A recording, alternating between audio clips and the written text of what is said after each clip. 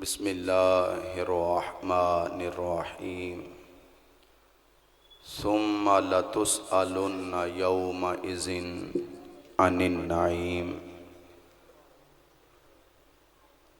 قال اللہ تبارک و تعالی فی الکلام الآخر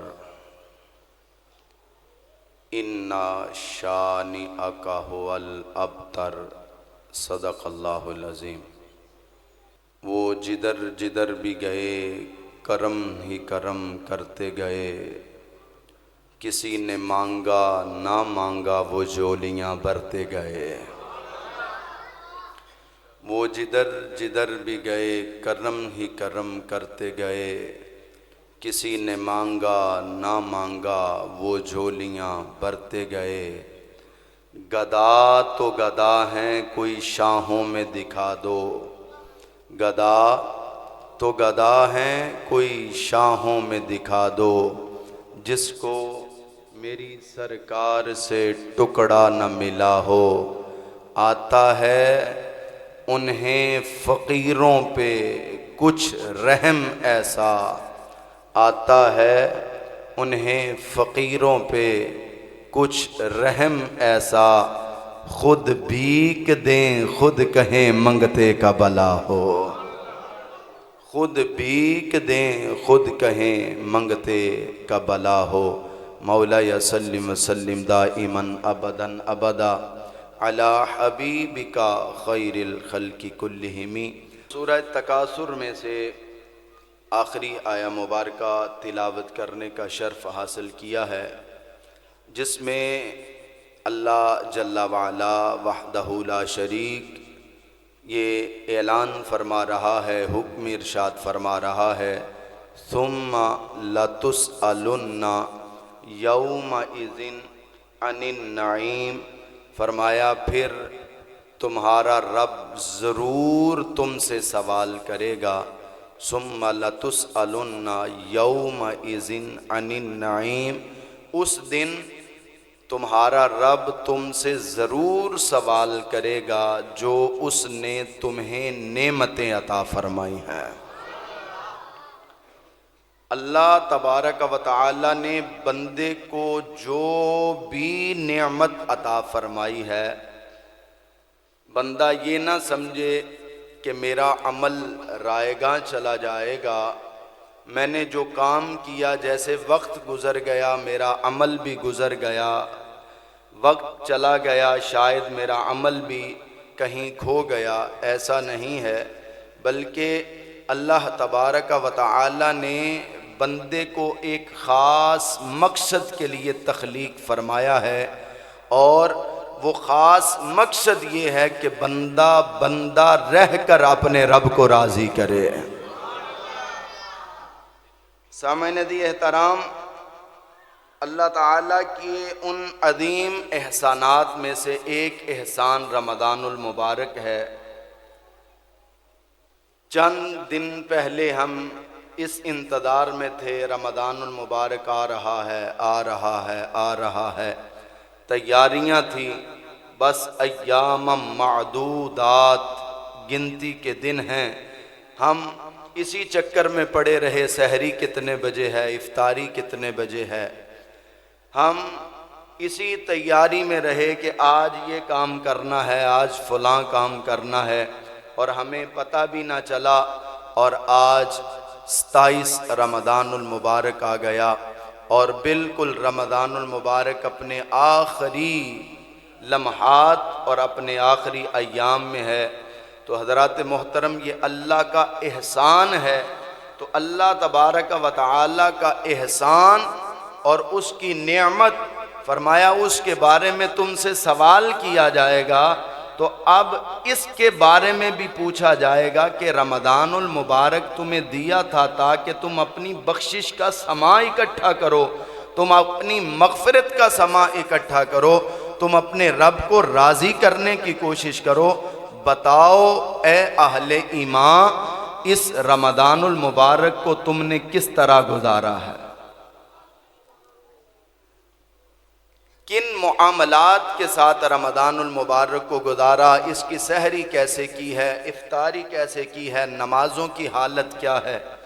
جس نے نمازیں پڑھی ہیں وہ رو رو کے یہ التجا کرے یا اللہ قبول کر لے، اور جس نے نہیں پڑھی وہ حسرت اور ندامت میں اپنے رب سے توبہ کر لے کہ یا اللہ اتنا عظیم مہمان ہمارے پاس آیا، اتنا عظیم وقت ہمارے پاس آیا، کیسی ہماری لاشعور اور بے شعور یہ قوم ہے کہ ہمیں پتہ چل جائے کہ فلاں کمپنی، فلاں دکاندار، فلاں برانڈ 10%، 20%، 30% ڈسکاؤنٹ دے رہا ہے اور وہ 2 دن کے لیے ہے، تو ہم اپنے قیمتی کام چھوڑ دیتے ہیں، بڑے اہم کام چھوڑ دیتے ہیں، یار سیل ختم ہو جائے گی، وہ بڑا برانڈ ہے، وہ اس کا بڑا نام ہے، اس کا بڑا وقار ہے، اس کی چیزیں بڑی اعلیٰ ہیں، ان کا میٹیریل بڑا خاص ہے،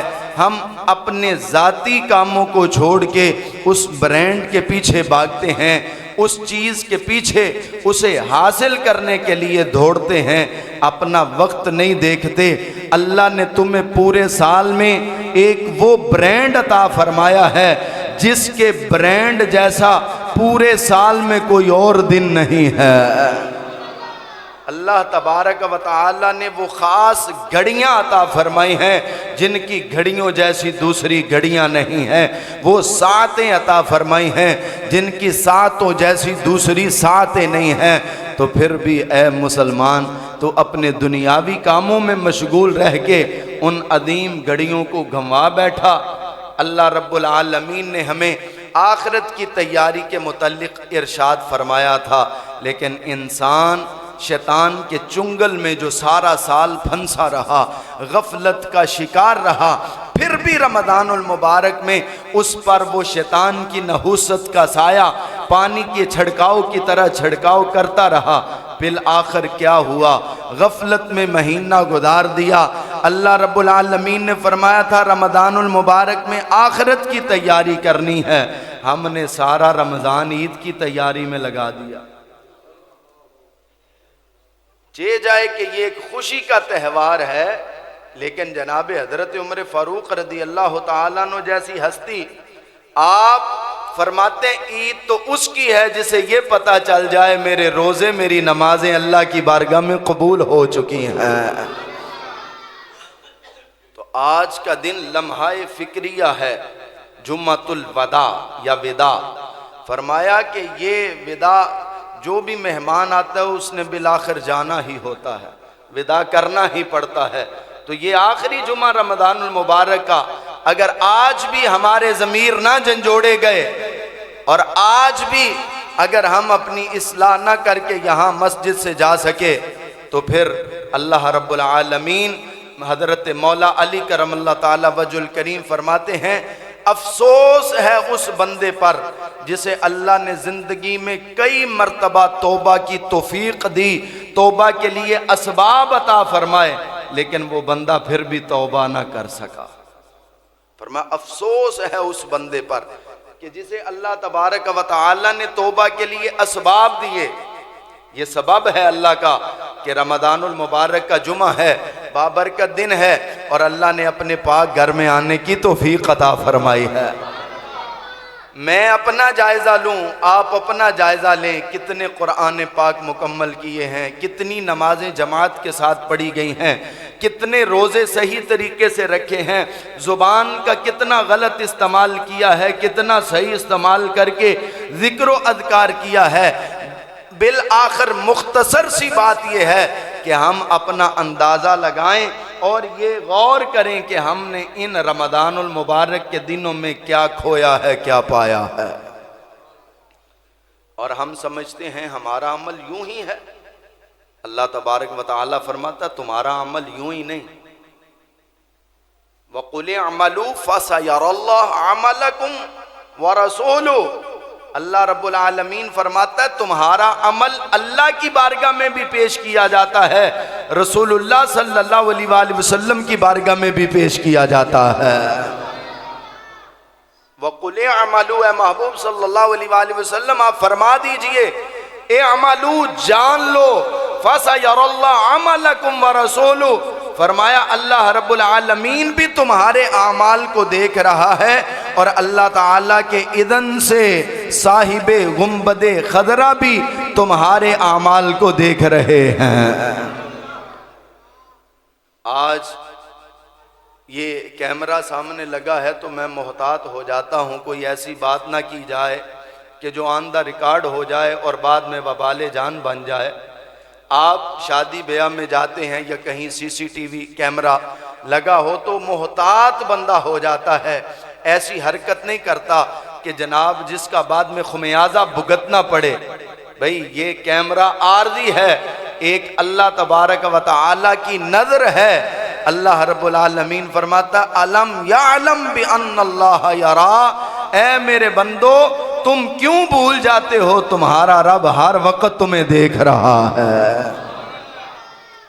تو اللہ کی بارگاہ میں بھی عمل پیش ہوں، رسول اللہ صلی اللہ علیہ وآلہ وسلم کی بارگاہ میں بھی عمل پیش ہوں، تو پھر ہمیں غور کرنا چاہیے نا کہ ہم عمل کس طرح کے کر رہے ہیں۔ کیا حضور صلی اللہ علیہ وآلہ وسلم ہمارے اعمال کو دیکھ کر خوش ہوں گے؟ یہ ہمیں خود فیصلہ کرنا ہے، ہمیں خود دیکھنا ہے۔ جناب حضرت ابراہیم بن ادم رضی اللہ تعالیٰ عنہ، آپ نے بادشاہت کو الوداع کہہ دیا، چھوڑ دیا بادشاہت کو، کرسی کو چھوڑ دیا، اللہ اللہ شروع کر لی۔ آپ عصر کی نماز باجماعت پڑھ کے مسجد سے باہر نکلے، باہر سے ایک بوڑھا بندہ، بوڑھا بزرگ مسجد کی طرف آ رہا تھا، اپنا لڑکھڑاتے ہوئے قدم تھے، سانس پھولی ہوئی تھی۔ جناب ابراہیم بن ادم رضی اللہ تعالیٰ عنہ کو مسجد سے باہر نکلتے ہوئے دیکھا تو لڑکھڑاتی ہوئی آواز میں پوچھا بیٹا جماعت ہو گئی ہے؟ تو آپ نے کہا ہاں بابا جی جماعت ہو گئی ہے۔ تو سرد بری آہ میں کہا ہائے میری جماعت چھوٹ گئی۔ اس بزرگ نے کیا کہا؟ ہائے میری جماعت چھوٹ گئی۔ حضرت ابراہیم بن ادم کو اللہ نے بصیرت عطا فرمائی تھی، اللہ نے نظر عطا فرمائی تھی۔ نگاہ مرد مومن سے بدل جاتی ہیں تقدیریں، اللہ نے وہ شان عطا فرمائی تھی جس کے بارے میں نبی رحمت صلی اللہ علیہ وآلہ وسلم نے فرمایا اتقوا فراست المؤمن فإنہ ینظر بنور اللہ، فرمایا اللہ کے ولی مومن کی نظر سے ڈرو کیونکہ وہ خود نہیں دیکھتا، وہ اللہ کے نور سے دیکھتا ہے۔ وہ کس سے دیکھتا ہے؟ اللہ کے نور سے۔ جناب ابراہیم بن ادم رضی اللہ تعالیٰ عنہ، آپ نے بابا جی کو روک لیا، روک کے کہا بابا جی سودا نہ کر لیں، سودا نہ کر لیں۔ بیٹا کس بات کا؟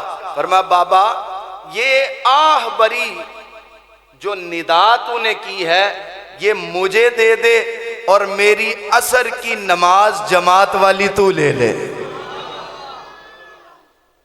بظاہر تو بڑا کمال یہ سودا ہے، بڑی کمال بات ہے کہ بھئی جماعت کے ساتھ نماز مل رہی ہے، اور دوسری طرف کیا ہے؟ حسرت ہے، ندامت ہے، سرد آہ ہے جس میں کہا جا رہا ہائے میری جماعت چھوٹ گئی۔ قابل طلب بات ہے، غور طلب بات ہے، توجہ فرمائیے گا۔ بابا جی سودا نہ کر لیں، یہ آہ جو ایک لمحے کے لیے بری ہے یہ مجھے دے دو، اور میری عصر کی جماعت جو میں ابھی ابھی پڑھ کے آ رہا ہوں اس کا ثواب تم لے لو۔ قیامت کے دن اللہ کی بارگاہ میں عرض کریں گے یا اللہ میں نے اپنی عصر کی جماعت جو ہے وہ ان بابا جی کو دے دی ہے، اور ان کی آہ جو ہے سرد بری جو لڑکھڑاتی آواز میں حسرت اور ندامت ہے میرے مالک و مولا وہ میں نے لے لی ہے۔ بابا جی بھی سیانے تھے، رو کے کہنے لگے پتر مینوں سودا منظور نہیں، تینوں پتہ نہیں اللہ نو عبادتاں دی لوڑ نہیں، اللہ نو عاجزی دی لوڑ ہے۔ حسرت اور ندامت پیدا ہو جائے زندگی کے کسی لمحے میں، زندگی کے کسی لمحے میں حسرت اور ندامت پیدا ہو جائے تو یقین جاننے اس سے بڑی نیکی کوئی نہیں، اس سے بڑا ثواب کوئی نہیں۔ کیوں؟ جب ندامت پیدا ہوگی تو بندے کی جماعت چھوٹے گی، جب ندامت پیدا ہوگی تو بندہ قرآن کی تلاوت چھوڑ دے گا، جب ندامت پیدا ہوگی تو بندہ کسی کا حق کھا لے گا، جب ندامت پیدا ہوگی تو بندہ کسی کے ساتھ فراڈ کرے گا، جب ندامت پیدا ہوگی تو بندہ کبھی بھی ملاوٹ اور دو نمبری نہیں کرے گا۔ کیوں؟ اسے پتا ہوگا میں نے اپنے رب کو جواب دینا ہے۔ آج کہا جاتا ہے کہ دیکھیے نا جی، یہ ماحول ہے، معاشرہ ہے، سبھی لوگ اسی طرح کرتے ہیں۔ وہ مبارک صدیقی نے کہا تھا سبھی کرتے ہیں تو کرتے رہیں، لیکن تم اپنے نظام کو بدلو، تم اپنے عمل کو بدلو، تم اپنی سوچ اور فکر کو بدلو۔ اس نے کہا تھا خزاں کی رت میں گلاب لہجہ بنا کے رکھنا کمال یہ ہے۔ ہر طرف چوری کا بازار گرم ہو، ہر طرف کیسی مسلمانی ہے کہ رمضان المبارک میں ہمیں عید کی فکر ہے، آخرت کی فکر نہیں۔ اس کے لیے ہم 1 نمبر مال کی قیمت لے کے 7 نمبر مال دے رہے ہیں۔ اس کے لیے ہم دودھ میں جتنا پانی ملانا پڑ رہا ہے ملا رہے ہیں۔ ہمیں فکر اس بات کی ہے میرے بچوں کی عید بن جائے۔ میں اتنی آپ کو ہوش دلانا چاہتا ہوں، عید بن گئی آخرت نہ بنی تو کیا کرو گے؟ تو اس نے کہا تھا خزاں کی رت میں گلاب لہجہ بنا کے رکھنا کمال یہ ہے، ہوا کی زد میں دیا جلانا جلا کے رکھنا کمال یہ ہے،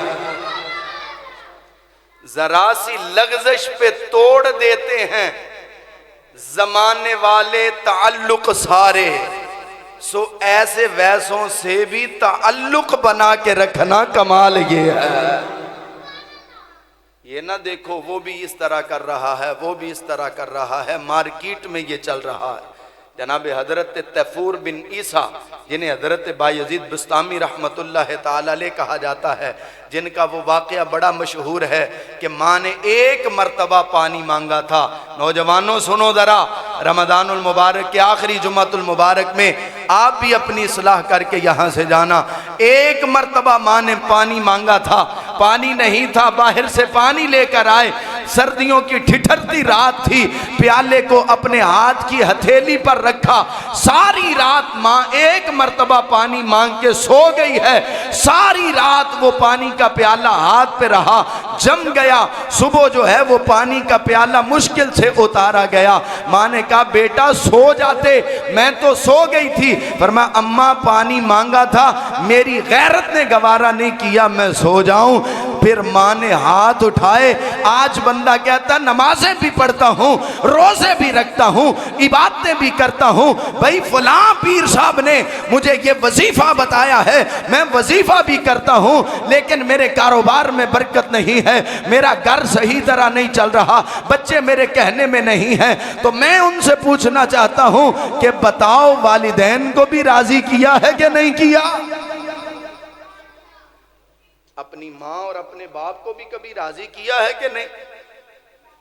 پیر کی بات مان کے 7 دن گھر سے باہر رہتے ہو، کبھی ماں کی بات مان کے بھی، کبھی باپ کی بات مان کے بھی ان کی رضا حاصل کرو۔ شاہ جی ان کی رضا حاصل کر کے کیا ملے گا؟ اللہ رب العالمین فرماتا ہے میں نے اپنی رضا والد کی رضا میں رکھی ہے۔ جناب حضرت تیفور بن عیسیٰ ماں نے ہاتھ اٹھائے، عرض کی یا اللہ اسے ولیوں کا امام بنا دے۔ اللہ نے پھر ولیوں کا، اور یہ بات میں نے نہیں کی، میں نہیں کر رہا کہ ان کا یہ مقام ہے، سلسلہ علیہ نقشبندیہ کے بڑے بزرگ ہیں، حضور داتا علی اجویری رحمت اللہ تعالی علیہ کی کتاب اٹھائیں کشف المحجوب، اس میں جہاں آپ نے اولیاء اللہ کا ذکر کیا ہے اور اولیاء اللہ کے مقام و مراتب کو بیان کیا ہے، وہاں آپ نے فرمایا ہے کہ حضرت بایزید بسطامی رحمت اللہ تعالی علیہ بعد میں آنے والے ولیوں کے لیے اس طرح ہیں جیسے ستاروں کے لیے چاند ہے، چاند چمکے گا تو ستارے چمکیں گے۔ فرمایا جو ولایت میں چمکنا چاہتا ہے اسے بایزید بسطامی سے خیرات لینی پڑے گی۔ اے حضرت تیفور بن عیسیٰ یہ اتنا مقام ملا کہاں سے؟ فرما بس ماں نے 1 بار ہاتھ اٹھائے تھے، تو اگر ماں ایک بار ہاتھ اٹھائے تو اللہ اتنا کرم فرماتا. یہ پوچھو نا ان سے جو جب گھر آتے تھے تو ماں سے پیار لیتے تھے, اب جب گھر جاتے ہیں تو ماں اس چارپائی پہ نظر نہیں آتی تو دل پہ کیا گزرتی ہے. پوچھو ان لوگوں سے جو لیٹ اور دیر سے گھر میں آتے تھے, ابا جی کی جھڑکیاں سننے کے لیے ملتی تھیں, اب جب گھر آتے ہیں تو جھڑکنے کے لیے سامنے نظر نہیں آتے تو دل پہ کیا گزرتی ہے. یہ وہی بتا سکتا ہے. اللہ رب العالمین جن کے والدین زندہ ہیں انہیں حیاتیاں عطا فرمائے, اور جن کے فوت ہو گئے ان کی کامل بخشش اور مغفرت فرمائے. جناب حضرت طیفور بن عیسیٰ کو رب العالمین نے القاء فرمایا اور فرمایا اے طیفور بن عیسیٰ اپنے مریدین کو یہ بتا دو کہ اللہ کو کسی کی عبادت کی حاجت نہیں ہے, اللہ کو کسی کی عبادت کی ضرورت نہیں ہے. کیوں؟ اللہ کسی کی عبادت کا محتاج نہیں ہے. تم سجدے کرتے ہو تو اپنے لیے کرتے ہو, رکوع قیام کرتے ہو تو اپنے لیے کرتے ہو. یا اللہ تجھے کس چیز کی ضرورت اور حاجت ہے؟ فرمایا مجھے کسی چیز کی ضرورت اور حاجت نہیں. ہاں اگر کوئی بندہ عبادت کے ساتھ میرے قرب میں آنا چاہتا ہے تو میرے بندوں کو بتا دو کہ وہ اپنی طبیعت میں عاجزی لے آئیں. معراج کی رات نبی کریم صلی اللہ علیہ وآلہ وسلم نے اللہ کی بارگاہ میں جب رب العالمین نے فرمایا محبوب میرے لیے کیا لے کے آئے ہو, تو نبی کریم صلی اللہ علیہ وآلہ وسلم نے کیا فرمایا تھا؟ عرض کی یا اللہ وہ لے کے آیا ہوں جس سے تو پاک ہے, جس عمل سے تو پاک ہے وہ عمل لے کے آیا ہوں. رب العالمین نے اپنی شان کے مطابق تبسم فرمایا, فرمایا محبوب کیا لائے ہو؟ عرض کی یا اللہ میں تیری بارگاہ میں عاجزی لے کے آیا ہوں. ندامت اور حسرت اور عاجزی اللہ کو بڑی پیاری ہے, اللہ کو بڑی پسند ہے. حضرات ذی وقار سامعین ذی احترام, یقین جانیے جب بندہ حسرت اور ندامت کی آنکھوں سے آنسوؤں کا ایک قطرہ چھلکا دیتا ہے, اللہ فرماتا ہے اس کے لیے جہنم کو بجھا دو. جہنم کو 7 سمندروں کا پانی نہیں بجھا سکتا, جہنم کو ساری کائنات کا پانی مل کے نہیں بجھا سکتا, لیکن ایک گناہگار کی آنکھ سے مکھی کے سر کے برابر نکلا ہوا آنسو کا قطرہ جو ہے وہ اس کی جہنم کو بجھا کے رکھ دیتا ہے. اور میرے آقا کریم آقا سارے حضور علیہ السلام کے نام پر محبت سے سبحان اللہ فرما. یقین جانے جب میں یہ جملہ کہتا ہوں نا ایک الگ ہی لطف ہوتا ہے اور ایک الگ لذت ہوتی جب کہا جاتا ہے نا میرے آقا, میرے کریم آقا. سبحان اللہ, قربان جائیں. آقا صلی اللہ علیہ وآلہ وسلم فرماتے ہیں میرے غلام اگر رونا نہ آئے تو پھر رونے جیسا چہرہ ہی بنا لے, اللہ تب بھی تیرے گناہوں کو معاف کر دے گا. اللہ اکبر. پہلا تو یہ تھا کہ ہم یہ غور کریں, پہلا حصہ میری گفتگو کا, کہ ہم غور کریں کہ رمضان المبارک میں ہم نے کیا کھویا ہے, کیا پایا ہے. اتنے دن گزر گئے ہیں, ہم نے کیا نظام جو ہے وہ دیکھا ہے. دوسرا حصہ جو غلطیاں ہم سے ہو گئیں, جو زبان سے لغو و لغویات نکل گئیں, میں قربان جاؤں اپنے کریم آقا صلی اللہ علیہ وآلہ وسلم کی ذات اقدس پر, قربان جاؤں. سبحان اللہ. میرے آقا صلی اللہ علیہ وآلہ وسلم نے مہربانی فرمائی ہے, اللہ رب العالمین کریم آقا صلی اللہ علیہ وآلہ وسلم کی رحمتوں کے طفیل سب پر کرم نوازی فرمائے اور سب پر اپنا فضل فرمائے. فرمایا کہ جو تمہاری زبانوں سے لغو و لغویات ہو گئی, جو تمہارے کردار سے کوئی کمی بیشی ہو گئی, تو میرے امتی پریشان نہ ہونا. یہ رمضان بخشش کا مہینہ ہے, یہ مغفرت کا مہینہ ہے. یا نبی اللہ صلی اللہ علیہ وسلم کیا کریں؟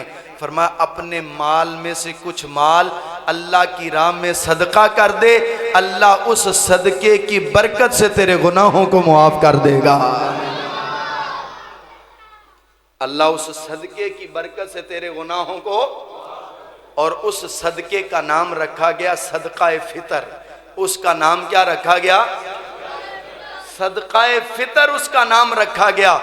فرمایا تم اپنے مال میں سے، اللہ اکبر، پہلے فرمایا توبہ، حسرت اور ندامت اختیار کرو، اور پھر فرمایا اپنے مال میں سے کچھ مال اللہ کی راہ میں دے دو۔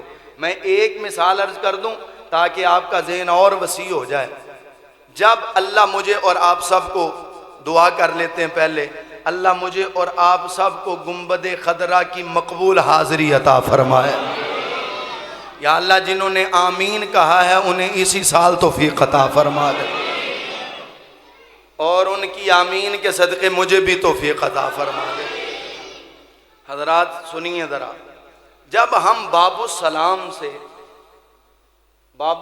سے حافظی، جب ہم کریم آقا صلی اللہ علیہ وآلہ وسلم کی بارگاہ میں حاضر ہوتے ہیں تو نبی کریم صلی اللہ علیہ وآلہ وسلم کی بارگاہ میں دل جھکا کر، نظریں ان کے قدموں میں بچھا کر سلام عرض کرتے ہیں۔ سلام عرض کرنے کے بعد حضور صلی اللہ علیہ وآلہ وسلم کے وسیلہ سے دعا بھی کرتے ہیں۔ اب نبی رحمت صلی اللہ علیہ وآلہ وسلم کی بارگاہ میں سلام کے بعد جس ہستی کو سلام کیا جاتا ہے اسے سالار نقش بند، تاجدار صداقت حضرت ابوبکر صدیق کہا جاتا ہے۔ میں آپ سے ایک سوال کرنا چاہتا ہوں، نبی پاک صلی اللہ علیہ وآلہ وسلم کے فوراً بعد جناب صدیق اکبر سے سلام کیوں کیا جاتا ہے؟ تو ایک عام بندہ بھی مجھے یہ جواب دے سکتا ہے، شاہ جی اس لیے کیونکہ ان کا مدار کریم آقا علیہ السلام کے بالکل ساتھ ہے۔ میں کہوں گا جناب آپ کا جواب صحیح ہے، لیکن میرا عشق، میرا ایمان، میرا وجدان اس سے آگے کی بات کرتا ہے۔ اگر آپ میری بات پر متفق ہوں تو سبحان اللہ بلند آواز سے فرما کے تصدیق کیجئے گا۔ میں کہتا ہوں میرا ایمان و اتقان یہ ہے، جناب حضرت ابوبکر صدیق رضی اللہ تعالی عنہ پر کریم آقا صلی اللہ علیہ وآلہ وسلم کے بعد سلام اس لیے ہے کیونکہ انہوں نے اپنے گھر کا سارا مال قدمین مصطفیٰ پر قربان کر دیا ہے۔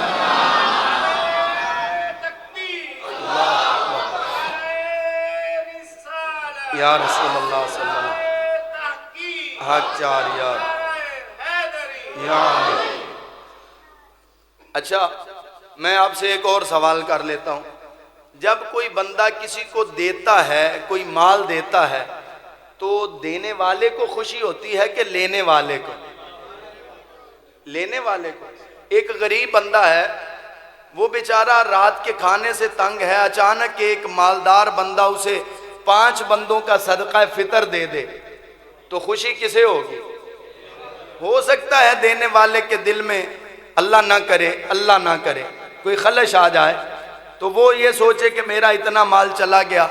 جب بھی کسی سے بھی یہ سوال آپ کریں گے تو جواب یہی ہوگا کہ بھائی لینے والے کو خوشی ہوتی ہے، دینے والے کو نہیں۔ لیکن آئیے میں آپ کو اس عظیم ہستی کے بارے میں بتاتا ہوں جس نے جب دیا تھا تو دے کر خوشی محسوس کر رہے تھے۔ تو میرے آقا صلی اللہ علیہ وآلہ وسلم نے فرمایا تھا، فرمایا اگر صدقہ دینے والے کو پتہ چل جائے کہ دینے پر کتنا اجر و ثواب ہے، اللہ کے کتنے انعامات ہیں، اللہ کی کتنی رحمتیں اور برکتیں ہیں، فرمایا پھر دینے والا خوشی محسوس کرے، لینے والا نہ محسوس کرے۔ اگر دینے والے کو پتہ چل جائے، ہم یہ ضرور کہتے ہیں اللہ کی راہ میں دے رہے ہیں، اللہ کے لیے دے رہے ہیں، لیکن ہمارے ہاتھ اور دل میں تضاد ہوتا ہے۔ جس دن ہاتھ اور دل اکٹھے ہوگے اس دن بیڑا پار ہو جائے گا۔ یہ ہم نے اکٹھا کرنا ہے۔ اور صدقہ فطر کے کتنے فائدے ہیں، فرمایا جو تمہاری زبان سے لغو و لغویات ہو گئے، جو تمہارے ہاتھوں سے کوئی چھوٹے موٹے گناہ ہو گئے، فرمایا صدقہ فطر تمہیں ان سارے گناہوں سے پاک کر دیتا ہے۔ کیسا کرم ہے اللہ تعالیٰ کا، کیسی مہربانی ہے رب العالمین کی۔ سامنے دی احترام، ہمارے یہاں ایک اور رواج چلتا ہے، ہم سبھی کسی بھی کیٹیگری میں ہیں، اچھا ایک بات یاد رکھیے، صدقہ فطر جو ہے نا وہ صاحب نصاب بندے پر دینا واجب ہے۔ جو بندہ صاحب نصاب یعنی جس پر زکوٰۃ ہے، زکوٰۃ کا تو یہ نہ ایک سال گزرے تو پھر اس پر زکوٰۃ ہوتی ہے، لیکن صدقہ فطر کے لیے یہ نہیں ہے۔ جب بندہ رمضان المبارک میں عید سے پہلے صاحب نصاب ہو گیا تو اس پر صدقہ فطر دینا واجب ہے۔ اگر کوئی صاحب نصاب نہیں اور وہ صدقہ فطر ادا کر دیتا ہے تو اللہ تعالیٰ اپنے کرم سے اسے اجر و ثواب عطا فرمائے گا۔ اللہ اکبر۔ ہم کیا کرتے ہیں، ایک بندہ جو مہینے میں 25,000 روپیہ کما رہا ہے وہ بھی 250 روپیہ صدقہ فطر دے رہا ہے، اور جو 2 لاکھ کما رہا ہے وہ بھی 250 روپیہ صدقہ فطر دے رہا ہے، اور جو 5 لاکھ 10 لاکھ کما رہا ہے وہ بھی 250 روپیہ ہی صدقہ فطر دے رہا ہے۔ جناب والا، شریعت نے یہ قانون اور اصول مختص نہیں کیا۔ ہاں صدقہ فطر ادا ہو جائے گا، لیکن شریعت یہ کہتی ہے تم اپنی حیثیت دیکھو، اپنی حیثیت دیکھو۔ ہر چیز میں ہم اپنا سٹیٹس دیکھتے ہیں۔ میری گاڑی میرے سٹیٹس کے مطابق ہونی چاہیے، میرا گھر میرے سٹیٹس کے مطابق ہونا چاہیے، میرا رہن سہن میرے سٹیٹس کے مطابق ہونا چاہیے، میری یاری دوستی میرے سٹیٹس کے مطابق ہونی چاہیے۔ تو پھر ہمیں یہ بھی غور کرنا چاہیے میرا صدقہ فطر بھی میرے سٹیٹس کے مطابق ہونا چاہیے۔ 20 25 30 ہزار کمانے والا بھی 250 دے رہا ہے اور 5 لاکھ کمانے والا بھی 250 دے رہا ہے، شرم نہیں آتی؟ آپ کہیں جی ہمیں تو کسی نے مسئلہ بتایا ہی نہیں، ہمیں تو پتہ ہی نہیں، ہم تو بچپن سے ہی سنتے آ رہے ہیں کہ ٹھیک ہے جی گندم کے حساب سے ہی دینا ہے۔ میں نے کہا عرب میں گندم نایاب ہوا کرتی تھی، عرب میں گندم نایاب ہوا کرتی تھی اور نایاب چیز کی قیمت زیادہ ہوتی ہے۔ ہمارے یہاں گندم عام ہے، علماء اس لیے گندم پر فتویٰ دیتے ہیں تاکہ زیادہ سے زیادہ لوگ صدقہ فطر دیں۔ جو بندہ بھی 1,73,000 کا مالک ہے یا عید سے پہلے مالک ہو جائے گا اس پر صدقہ فطر دینا واجب ہے، لیکن یاد رکھنا صدقہ فطر اپنے سٹیٹس کے مطابق دینا ہے۔ اگر آپ سمجھتے ہیں میرا سٹیٹس جو ہے وہ گندم کے مطابق ہے تو آپ 240 یا 250 روپے دیں، ہمیں کوئی اعتراض نہیں، لیکن صدقہ فطر دینے سے پہلے ایک مرتبہ اپنے دل کی آواز کو ضرور سننا، ایک مرتبہ ضرور غور کرنا، ایک مرتبہ ضرور یہ فکر اپنے دل میں پیدا کرنا کہ میرا سٹیٹس یہی ہے، اگر نہیں اس سے زیادہ ہے تو پھر جون کے مطابق دینا۔ جون کے مطابق صدقہ فطر 700 روپیہ بنتا ہے، اور اگر تیرا سٹیٹس اس سے بھی بڑا ہے تو پھر کھجور کے اعتبار سے صدقہ فطر دینا وہ 2400 روپیہ بنتا ہے، اور اگر اللہ نے تجھے اس سے بھی زیادہ نوازا ہے تو پھر کشمش سوگی کے اعتبار سے صدقہ فطر دینا یہ 6000 روپیہ بنتا ہے، اور اگر اللہ نے تجھ پر بڑا کرم کیا ہے، مہربانیاں ہیں، ہر طرف خیر ہی خیر ہے، تو پھر اجوا کھجور کے اعتبار سے دینا یہ 19,000 روپیہ بنتا ہے۔ یہ نہ سوچنا میں اتنا دے رہا ہوں، یہ سوچنا میرے رب نے مجھے کتنا دیا ہوا ہے۔ یہ آپ نے فیصلہ کرنا ہے کہ میں کس کیٹاگری میں آتا ہوں۔ ہم نے وہ ایک ہی ریل میں سبھی کو چلا رکھا ہے، ہمیں غور کرنا ہے کہ میرا سٹیٹس کیا ہے، میری آمدن کیا ہے، میرا نظام کیا ہے۔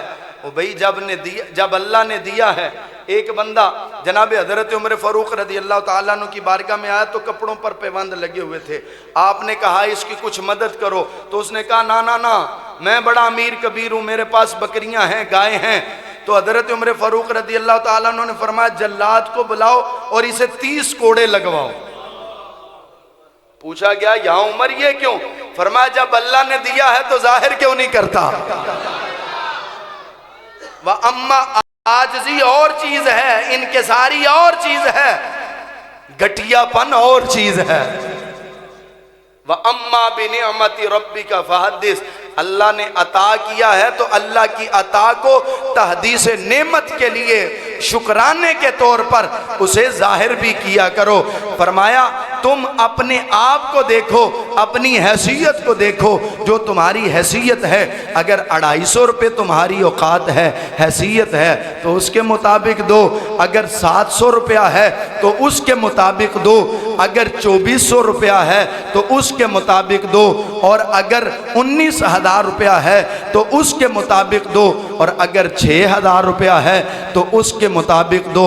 یہ میں نے نہیں، اگر کوئی دے چکا ہے اور اللہ نے دینے کے بعد اور دے دیا ہے تو وہ پھر 250 سے 700 تک دے سکتا ہے، تو وہ اتنے پیسے اور دے دے۔ اگر 700 دے چکا ہے تو اب 2400 کے قابل ہے تو اتنے پیسے اور دے دے۔ اگر 2400 دے چکا ہے تو 6,000 کے قابل ہو گیا تو اتنے پیسے اور دے دے۔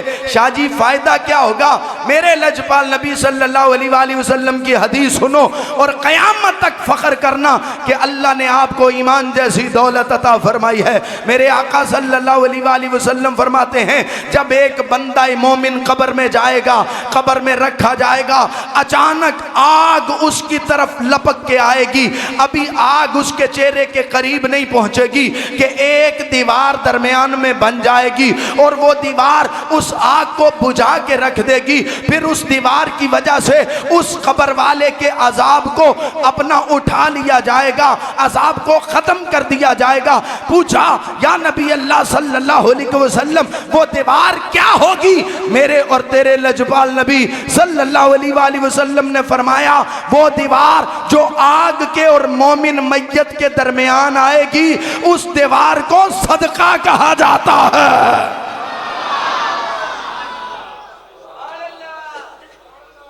اسے صدقہ کہا جاتا ہے۔ اس لیے دینے سے نہ ڈریں بلکہ یہ سوچ کر دیا کریں یا اللہ تیرا شکر ہے دینے والا بنایا ہے۔ تو نماز عید کی ادائیگی سے پہلے ادا کریں، بلکہ چاند رات سے پہلے دیں۔ رمضان المبارک میں نیکی کا اجر اور نیکی کا ثواب زیادہ ہوتا ہے۔ اللہ تبارک و تعالی کریم آقا صلی اللہ علیہ وآلہ وسلم کی رحمتوں کے طفیل اپنا کرم اپنا فضل فرمائے۔ 1 منٹ جاری رکھیے، یہ بڑی اہم بات ہے جو میں اب عرض کرنے لگا ہوں، اسے ضرور ریکارڈ کیجئے گا۔ آج کل سوشل میڈیا پر آخری بات ہے، موضوع ختم ہو گیا، یہ موضوع سے ہٹ کر ایک بات ہے۔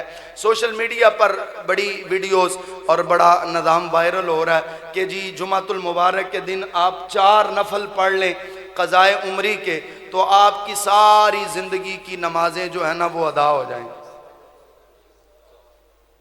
آپ سے میں ایک سوال کرتا ہوں، ایک بندہ کسی فیکٹری پر 1 مہینے کے معاہدے کے ساتھ کچھ تنخواہ پر کام پر رکھ لیا جائے اور وہ پورا مہینہ کام پر نہ جائے اور پہلی تاریخ کو چلا جائے اور جا کر کہے جناب والا میری اجرت دو، تو اجرت دے دی جائے گی؟ سادہ سی بات ہے، نہیں دی جائے گی۔ تو پھر یہ کیسے ہو گیا کہ اللہ نے نماز فرض کی ہے اور آپ 1 سال پورا نماز پڑھے ہی نہ، اور جمعے والے دن صرف 4 رکعتیں پڑھ لیں اور کہیں جی میری قضائے عمری ہو گئی ہے؟ خدا را اپنے آپ کو بچائیں، اپنے ایمان کو بچائیں۔ ہاں اگر کوئی یہ کہتا ہے کہ بھئی 4 رکعتیں پڑھنے سے اللہ آپ کو بڑا ثواب دے گا، تو ہم اس پر اعتراض نہیں کرتے، کیونکہ اللہ کسی بھی بندے کے عمل کو نہیں دیکھتا، اس کے خلوص کو دیکھتا ہے۔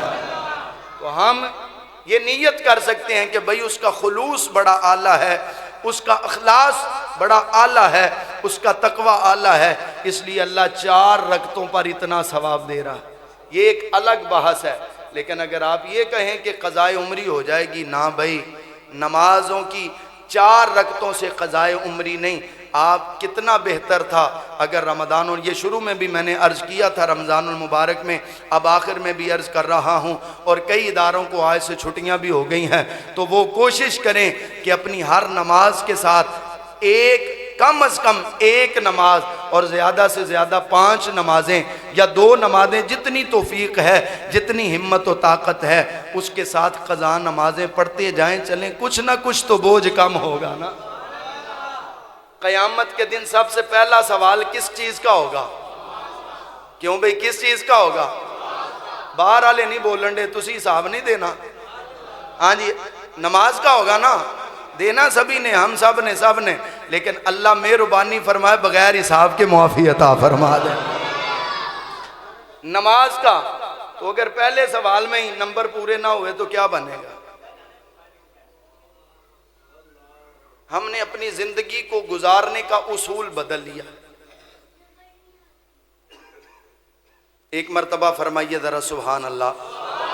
یہ 2-4-5 منٹ میں جان بوجھ کے زیادہ لے رہا ہوں، اس کے لیے ایڈوانس معذرت، لیکن بات بڑی پتے کی ایک کرنی ہے جو میں عرض کرنا چاہ رہا ہوں۔ آپ کی توجہ پوری ہوگی تو پھر میں وہ بات عرض کروں گا۔ تو حضرات محترم، اپنی نمازوں کے ساتھ آپ نماز، فرض نماز جماعت کے ساتھ پڑھیں۔ قضا نماز کے لیے کوئی وقت نہیں ہے، جس وقت آپ کو وقت مل جائے اسی وقت میں پڑھ لیں۔ ہم نے اپنی زندگی کو گزارنے کا قاعدہ کلیہ بدل لیا ہے۔ یہ بچے بیٹھے ہوئے، نوجوان بچے، میٹرک کے ابھی امتحان ہوئے ہیں اور 9th کے ابھی ہو رہے ہیں، تو انہوں نے ریاضی پڑھا ہے، عام بندے کو بھی پتہ ہے۔ الجبرا کا ایک اصول ہے کہ اگر ایک ہی سوال میں ضرب، جمع اور تقسیم اکٹھے آ جائیں تو اس کا ایک باضابطہ کلیہ ہے، اگر وہ کلیہ نہیں لگایا جائے گا تو ہمیشہ جواب غلط ہی آئے گا۔ اگر یہ کلیہ اگر تواڈے پتر پڑھے لکھے نے تے جمعے تو بعد انہاں کول گھر جا کے پوچھیا جے، 9ویں 10ویں دی کتاب کھلوا کے نا او دے وچوں ویکھ لیا جے، تسلی ہو جائے گی۔ جمع، ضرب اور تقسیم اکٹھی الجبرا کے سوال میں آ جائے اور کلیہ صحیح نہ لگایا جائے تو ساری زندگی بھی سوال حل کرتے رہو تو جواب درست نہیں آئے گا۔ صحیح کلیہ لگاؤ گے فوراً جواب درست آ جائے گا۔ شاہ جی صحیح کلیہ کیا ہے؟ صحیح کلیہ یہ ہے کہ جب جمع، ضرب اور تقسیم اکٹھے ہوں تو سب سے پہلے تقسیم کی جائے گی، پھر ضرب کیا جائے گا، پھر جمع کیا جائے گا۔ جب آپ درست ہو جائے گا، جامع مسجد مزمل میں آ کر اللہ رب العالمین کی بارگاہ میں بیٹھنے والوں، اپنی زندگی میں نظام زندگی کو گزارنے کے لیے قاعدہ اور کلیہ درست کر لو، صحیح کر لو۔ وہ قاعدہ کلیہ اپنی زندگی پر اپلائی کرو جو اللہ رب العالمین نے بیان کیا ہے۔ خالق کائنات نے فرمایا وَإِذَا قِيلَ لَهُمْ تَعَالَوْا إِلَىٰ مَا أَنزَلَ اللَّهُ وَإِلَى الرَّسُولِ رَأَيْتَ الْمُنَافِقِينَ يَصُدُّونَ عَنْكَ صَدُودًا۔ فرمایا تم اپنی زندگی میں صحیح قاعدہ اور کلیہ لگانا چاہتے ہو، قبر میں تمہاری زندگی کے سوالوں کا جواب اگر صحیح لانا چاہتے ہو تو ایک کلیہ استعمال کرو۔ یا اللہ کلیہ کیا ہے؟ فرمایا جب تمہیں اللہ بلائے، جب تمہیں رسول بلائے، ساری دنیا کو چھوڑ دو، رسول اللہ کی بارگاہ میں حاضر ہو جاؤ۔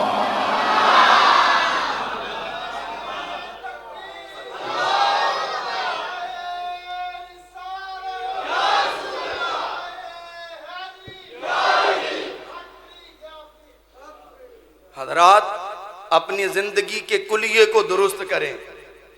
کروں تیرے نام پہ جاں فدا، نہ بس ایک جاں دو جہاں فدا، دو جہاں سے بھی جو نہ جی برا، کروں کیا کروڑوں جہاں نہیں۔